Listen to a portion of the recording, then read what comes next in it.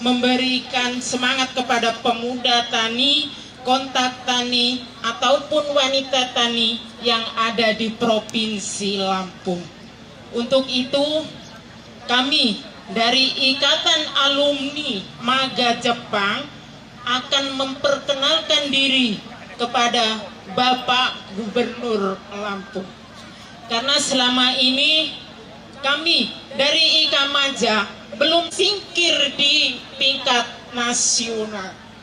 Untuk itu kami mohon untuk diberikan fasilitas dan diakomodasi oleh pemerintah provinsi untuk membawa nama baik Provinsi Lampung ke tingkat nasional. Karena saya telah mencerna dari sambutan Bapak Gubernur tadi, begitu semangat untuk memajukan pertanian yang ada di Provinsi Lampung ini. Untuk itu kami dari pemuda tani, wanita tani, kontak tani akan membantu untuk mempercepat kemajuan di provinsi ini.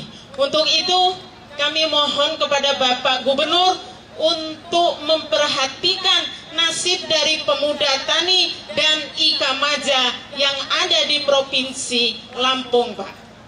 Selanjutnya kami ingin mengucapkan terima kasih banyak kepada Bapak Gubernur Lampung karena selama ini memang sudah memberikan kemajuan yang sangat pesat di dalam pertanian di Provinsi Lampung ini. Kami fasilitasi. Lah aku dengarnya aja baru sekarang ada alumni Maga Jepang ini kan gitu. Tapi kalau ndak ibu ngomong kan saya ndak tahu gitu. Ya insya Allah ke depan nanti berkoordinasi dengan Kepala Bakornu. Dan azan dulu sebentar.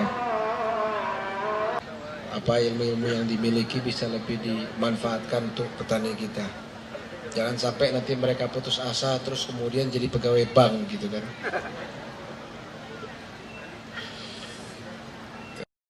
Bapak Winarno, Bapak Bupati Tulang Bawang, Bapak Joko, dan Bapak serta Ibu hadirin sekalian. Nama Supardi Sulaiman dari Kabupaten Pringsewu. Bapak Gubernur yang kami hormati, kami setuju bahwa Lampung ini dari sejak tahun 2000 sudah terasa tentang krisis air, Pak. Kita tahu bahkan di Lampung ini, beberapa daerah, sungai itu hanya mengalir kurang lebih 3 bulan. Sementara sisa yang lain dalam 1 tahun sudah tidak ada airnya lagi. Karena debit air yang ada itu hanya bergantung dengan curah hujan. Untuk itu kami mengusulkan, Pak, kalau memang boleh, bahwa daerah hulu ini betul-betul harus ditangani secara serius, khususnya penghijauannya. Karena tidak ada gunanya waduk kita perbaiki, irigasi kita perbaiki, tapi kondisi air yang mestinya datang mengaliri waduk dan irigasi ini tidak ada. Sehingga usulan kami di daerah-daerah hulu khususnya ini betul-betul ada penghijauan yang serius, Pak. Bukan berarti tidak ada upaya, Pak, selama ini. Sudah banyak yang dilakukan. Tapi ternyata juga bukan semakin baik. Ternyata justru semakin rusak, Pak, kondisi debit airnya. Makanya kalau usul sekali lagi di daerah hulu itu ditanami dengan pohon beringin aja, Pak. Kayaknya pohon beringin ini tidak akan diganggu gugat, Pak. Apalagi kalau sudah besar ditutup sama AKN yang hitam putih. Seperti di daerah Bali. Ini luar biasa, Pak, pengaruhnya. Sehingga sumber mata air di situ betul-betul bisa dijaga. Itu, Pak, dari kami kaitannya dengan masalah air. Ada kurang dan lebih, mohon maaf. Assalamualaikum warahmatullahi wabarakatuh. Terima kasih. Selanjutnya dari Mesuji, Pak, silakan. Kemudian Pak Supardi Sulaiman mengenai air, usulannya mengenai catchment area. Jadi saya sudah bulan lalu di waktu masih bulan puasa saya mengadakan rapat koordinasi dengan Ibu Menteri Kehutanan di Kementerian Kehutanan, jajaran Pemprov dengan jajaran kementerian. Salah satu pembahasan utama adalah menjaga kelestarian catchment area. Poinnya tadi, jangan sampai yang pertama adalah 2 waduk yang kita miliki, Batu Tegi dengan Wairarem, hari ini tidak optimal. Yang pertama adalah karena masalah pendangkalan, itu urusannya di Kementerian PU, koordinasi dengan kita untuk dilakukan pengerukan, ya, pengerukan. Terus kemudian catchment areanya jangan sampai terganggu. Nah, Pemprov sudah memprogramkan itu juga, tapi baru untuk Batu Tegi, yang ke depan termasuk untuk Wairarem. Ini jadi memang kita sepakat, kita setuju bahwa catchment area menjadi sangat penting untuk mendukung pertanian kita. Kalau enggak, airnya enggak akan ada. Bahwa urusan tadi ditanam beringin, mungkin dikasih dupa, kasih menyan gitu Pak ya, biar enggak diganggu orang gitu. Yang penting ada tanaman-tanaman keras sehingga untuk menjaga air kita, itu yang penting. Dan ini sudah menjadi program kita Pak. Ya. Prioritas Batu Tegi, kemudian nanti Wairarem, yang berikutnya adalah untuk catchment area itu waduk-waduk kita yang baru. Warahmatullahi wabarakatuh. Pak Gubernur yang saya hormati, Bapak Ketua DPRD Provinsi Lampung. Kalau Pak Joko Umar Said kayaknya udah bosen Pak sebenarnya menghormati ya. Kemudian Pak Winarno, Pak Bupati Tulang Bawang. Mungkin singkat saja. Yang pertama, Pak Gubernur, infrastruktur merupakan penunjang dari penghasilan dari petani. Oleh karena itu saya atas nama petani seprovinsi Lampung menginginkan agar infrastruktur jalan khususnya yang menjadi tanggung jawab Pak Gubernur ini tolong dibangun Pak. Pak Gubernur mohon izin mungkin agak sedikit ekstrim bahasanya, tapi inilah petani. Kemudian yang kedua yang ingin saya sampaikan mengenai kita akan menghadapi hajat besar, yaitu Pekan Nasional KTNA ke-15 yang ada di Banda Aceh. Saya memohon kepada Pak Gubernur agar kiranya dapat menghimbau para bupati dan wali kota agar mendukung sepenuhnya hajat nasional tersebut. Karena saya yakin tanpa ada dukungan dari Bapak Bupati dari masing-masing kabupaten kota, acara PENAS itu tidak akan sukses sesuai dengan apa yang kita harapkan. Termasuk Pak Gubernur sendiri ini nganggarkan di provinsi Pak. Ya. Kemudian yang ketiga, di Undang-Undang Nomor 23 Tahun 2014 itu ada yang membuat kedudukan penyuluh pertanian ini tidak jelas. Oleh karena itu saya berharap melalui Pak Gubernur agar kiranya menyampaikan kepada pemangku-pemangku kepentingan agar kiranya kembalikan saja ke Undang-Undang Nomor 16 2006. Karena apa? Kami para petani, khususnya KTNA, ini sangat berharap kerjasama antara KTNA dengan penyuluh pertanian ini masih sangat ketergantungan. Ini Pak. Kemudian tempat, ini mohon izin kawan-kawan, khusus untuk daerah Mesuji ya. Pak Gubernur, Bupati saya, ada Pak Hamami, sangat-sangat peduli terhadap para petani. Bahkan mungkin kalau kita lihat di media-media, baik itu elektronik ataupun media cetak, banyak beliau itu turun langsung ke lapangan. Ini salah satunya menunjukkan bahwa beliau adalah peduli dan cinta terhadap petani. Ada satu keluhan yang sangat besar dan tidak bisa diatasi oleh Bapak Bupati mengenai musibah yang memang sering terjadi di daerah pertanian, yaitu Rawajitu Utara dan Mesuji Timur. Ada istilah air payau Pak. Kalau air payau masuk ke sawah, selesailah petani yang ada di sana. Oleh karena itu saya berharap kepada Bapak Gubernur agar ada inovasi-inovasi yang bisa mencegah terjadinya air payau masuk ke sawah-sawah para petani yang ada di Kabupaten Mesuji. Mungkin itu yang bisa saya sampaikan. Mohon maaf kawan-kawan, mungkin ada yang tidak tersampaikan di sini. bisa Pak kawan-kawan melalui surat ataupun SMS kepada Pak Gubernur. Terima kasih. Wabillahi taufiq wal hidayah. Wassalamualaikum warahmatullahi wabarakatuh. Kemudian dari Mesuji Pak ya, ini kelihatannya ini tim suksesnya Pak Bupati nih kelihatannya. Awal Pak. Jadi bahwa terkait dengan infrastruktur jalan, secara se-Provinsi Lampung, sebagian besar jalan-jalan provinsi sudah kami tangani, belum keseluruhan. Ada sebagian yang memang belum ditangani. Dan itu seringkali mencuat menjadi jadi bahasan dan menjadi perhatian secara politik. Tetapi khusus untuk Mesuji memang betul jalanan ini Mesuji agak beda soalnya. Dari dulu kan Mesuji ini memang spesial, termasuk ketinggalannya juga agak spesial.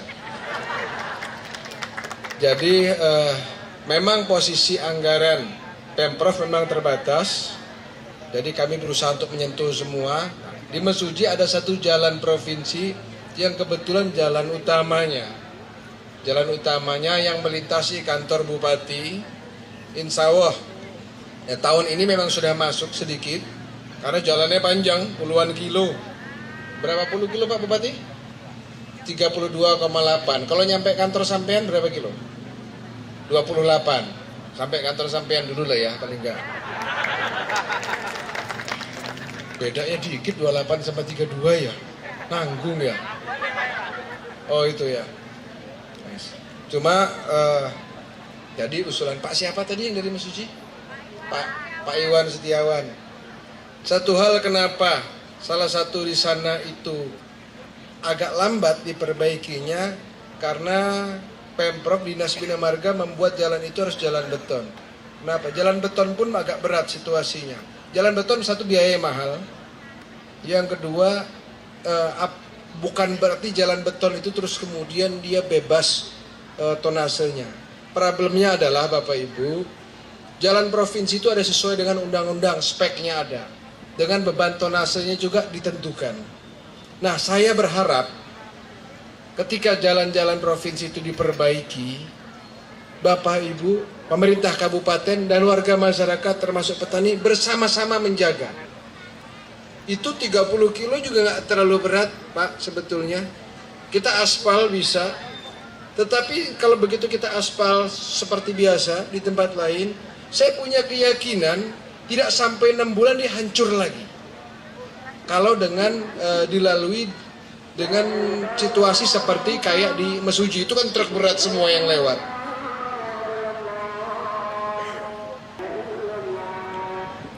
Nah, jadi termasuk jalan Mesuji tadi itu kami masukkan dalam program koordinasi kami dengan pemerintah pusat untuk tambahan anggaran, termasuk untuk pinjaman. Kami mau selesaikan segitu panjang, tetapi saya minta tadi kerjasama dengan Bapak Ibu teman-teman di sana untuk sama-sama kita jaga, karena itu nilainya ratusan miliar ngebenerin itu, ratusan miliar. Kalau Anda tidak jaga, dia dalam waktu cepat dia rusak. Nah, itu yang akan sangat kita sayangkan. Saya butuh komitmen itu sebetulnya. Kalau sekedar meminta, semua orang bisa minta. Tetapi setelah kita buat, bisa nggak kita jaga sama-sama? Saya butuh komitmen itu.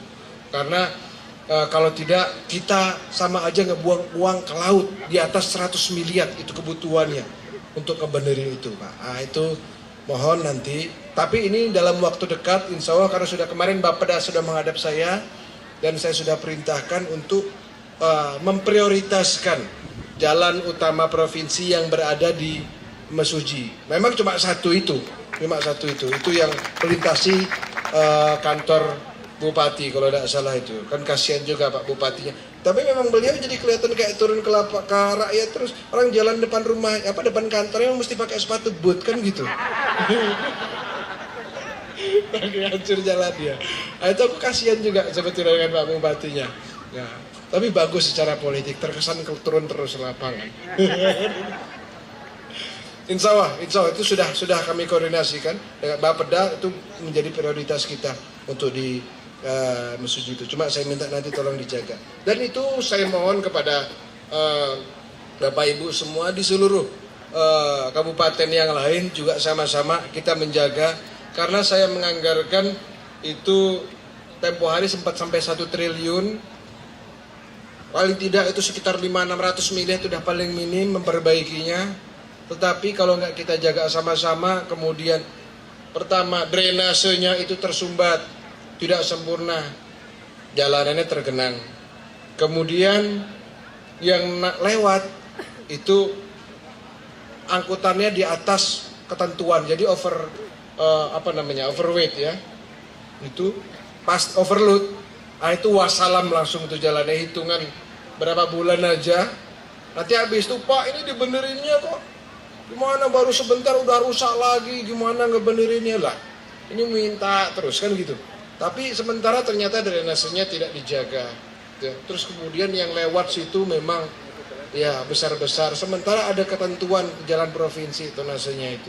Jadi kita juga kalau harus sesuai dengan itu speknya itu, dan itu masalahnya pengendalian angkutannya yang harus kita jaga sama-sama. Sementara Pemprov tidak punya perangkat sampai dengan jauh ke dalam kabupaten-kabupaten untuk melakukan pengendalian angkutan tersebut. Jadi mohon kerjasama dengan Dinas Perhubungan Kabupaten Kota, kerjasama dengan Pak Bupati, juga yang paling penting dengan warga masyarakat. Uang yang dipakai ngebangun jalan itu adalah uang rakyat, uang kita semua, uang Anda juga. Kalau Anda jaga, sama aja kayak kita ngebuang uang ke laut. Sudah dibangun, rusak lagi, hancur. Karena nggak kita jaga itu kan berapa bulan, lebih baik kita sumbangin pesantren sekalian. Kan begitu. Kalau daripada jalan rusak, benerin rusak terus, mendingan nyumbang ke pesantren aja. Sepanjang itu tidak bisa dijaga tonasenya, susah kita membuatnya. Tapi insya Allah untuk ke Mesuji, makanya kebijakannya yang dibuat adalah untuk di wilayah itu untuk dibuat jalan beton semua di situ, supaya memiliki daya tahan yang lebih lama. Tetapi tetap tonasenya harus juga diturunin di situ. Kita bukan masalah menghambat pergerakan perekonomian, tetapi biaya yang timbul jauh lebih tinggi. Nah itu Bapak Ibu. Terus kemudian terkait dengan Pekan Nasional ke Aceh, nanti kita akan sampaikan kepada para bupati, wali kota agar memberikan dukungan. Ini kan dukungan kontingen ya, kontingen untuk PENAS ya, dukungan kontingen untuk PENAS untuk berangkat ke Aceh. Memang jauh itu soalnya. Saya kurang tahu persis mengenai kembali ke Undang-Undang tahun 2006 ya. Tapi nanti mungkin ini Pak Joko bisa kasih kajiannya Pak ke saya, yang terbaik seperti apa. Nanti kami akan bersaran kepada pemerintah pusat. Dan saya dengar juga memang beberapa gubernur-gubernur lain yang daerahnya merupakan daerah ketahanan pangan memang agak komplain dengan situasi organisasi dan pengaturan perundang-undangan hari ini, di mana kita ditarget untuk memberikan peningkatan produksi yang lebih, memberikan daya dukung yang lebih, sementara dari sisi undang-undang justru dari sisi pengaturan organisasi dan peraturannya malah mempersulit. Ini yang agak repot. Tetapi itu merupakan tantangan sebetulnya buat kita semua. Jangan sampai itu hambatan yang tidak bisa kita selesaikan. Itu tantangan supaya kita bisa lebih bersemangat lagi, dan saya yakin dan saya percaya bahwa dengan kekompakan Bapak Ibu anggota KTNA, kemudian para pejabat struktural Dinas Pertanian, kita semua secara bersama, kebersamaan kita itulah yang menjadi modal kita untuk meningkatkan hasil produksi kita, yang jadi modal kita untuk mesejahterakan keluarga-keluarga petani kita. Sekali lagi saya mengapresiasi dan terima kasih atas kerja keras para petani, para peternak, nelayan, dan masyarakat kehutanan selama ini dalam menjaga lingkungan dan meningkatkan hasil produksi kita. Dan saya berharap semangat ini dapat kita tingkatkan kembali, dan ke depan Provinsi Lampung bisa memperoleh prestasi yang lebih tinggi dan masyarakat bisa lebih sejahtera. Terima kasih.